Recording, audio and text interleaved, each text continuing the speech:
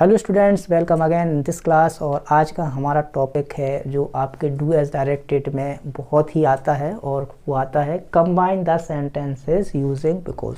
Because का use करके हमें दो सेंटेंस को कनेक्ट करना होता है। ठीक है, तो पहले की ही तरह इस वीडियो के माध्यम से मेरा प्रयास ही रहेगा कि आपको बहुत ही सरल तरीके से या एक ही बार में आपको ये पूरा क्लियर हो जाए और आप अपने एग्ज़ाम में बिकॉज से सेंटेंसेस को कंबाइन करें और वो बिल्कुल सही हो।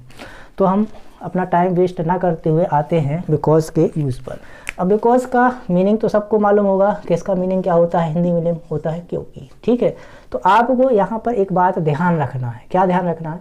आपको दो सेंटेंस होंगे जो कि बीच में, जिनके बीच में आपको लगाना है बिकॉज। क्या लगाना है? बिकॉज। ठीक है, दो सेंटेंस आपको मिलेंगे और इसके बीच में आपको लगाना है बिकॉज। मतलब इन दो सेंटेंस को आपको बिकॉज से जोड़ना है। ठीक है, तो आप यहाँ पर दो सेंटेंस देखेंगे तो एक सेंटेंस होता है रीज़न और एक सेंटेंस होता है रिजल्ट। ठीक है, कि भाई एक रीज़न है, उस रीज़न का परिणाम क्या हुआ, एक कारण है, उस कारण का परिणाम क्या हुआ। ठीक है, जैसे तो आप बिकॉज का जब भी यूज़ करेंगे सबसे पहले आप यहाँ रिजल्ट लिखेंगे। रिजल्ट मतलब आप कारण बताएंगे और फिर यहाँ लिखेंगे रीज़न। ठीक है, कैसे?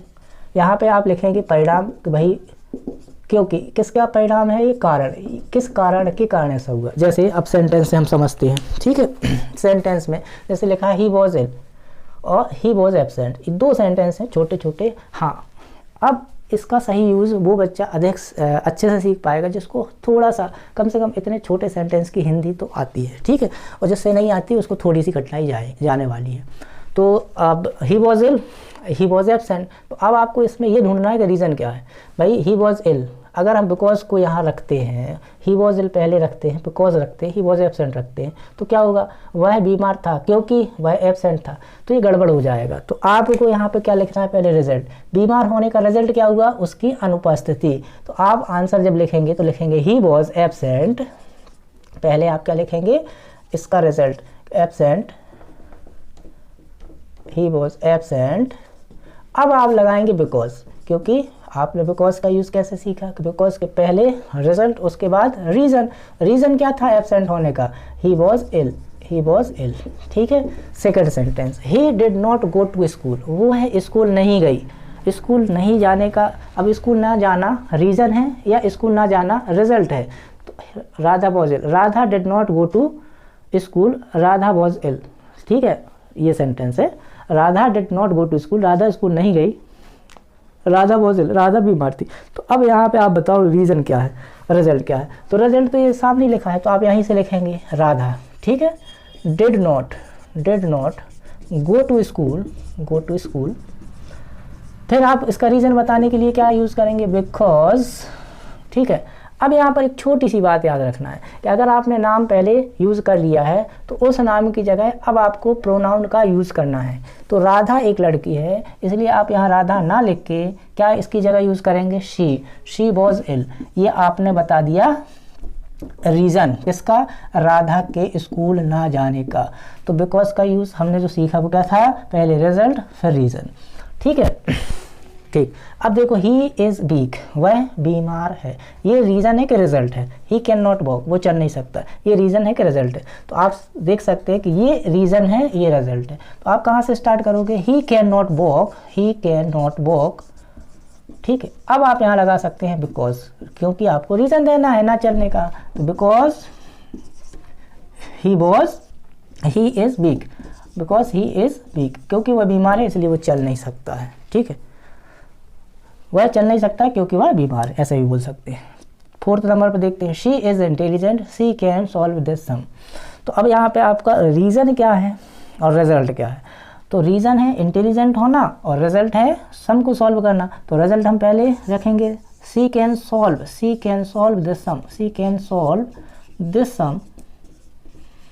अब सॉल्व करने का रीज़न क्या है? तो हम रीज़न को लिखेंगे बाद में, तो लिखेंगे बिकॉज। रीज़न क्या है इसका? Because she is intelligent, she is intelligent. कितना आसान है बिकॉज का यूज़, है कि नहीं? अब इसी प्रकार फिफ्थ वाले सेंटेंस को देखो, इसमें लिखा it may rain, it is cloudy outside. तो रीज़न क्या है? It may rain, it may rain मतलब बारिश हो सकती है, ठीक है, बारिश हो सकती है। क्यों हो सकती है, उसका रीज़न क्या है, क्योंकि क्लाउडी होना। तो ये रिजल्ट है, बारिश होगी किसके कारण, क्लाउडी होने के कारण। तो आप यहाँ पे क्या लिखोगे, it may rain, it may rain because because it is cloudy outside, outside, ठीक है, ओके, वेरी गुड। अब 6th वाला sentence, they are very kind, they can help you.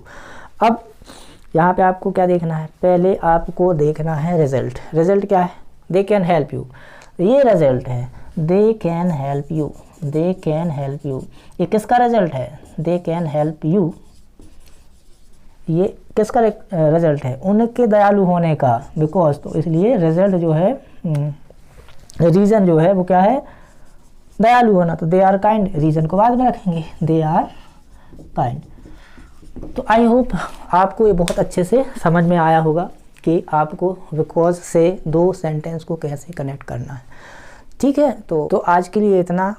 इसी प्रकार से और भी जो डूएस डायरेक्टेड में पूछे जाने वाले क्वेश्चंस हैं, फिल इन द ब्लैंक्स जो आते हैं आपको, उन सारे सब्जेक्ट या सारे टॉपिक्स की वीडियो आपको चैनल पर अवेलेबल हैं।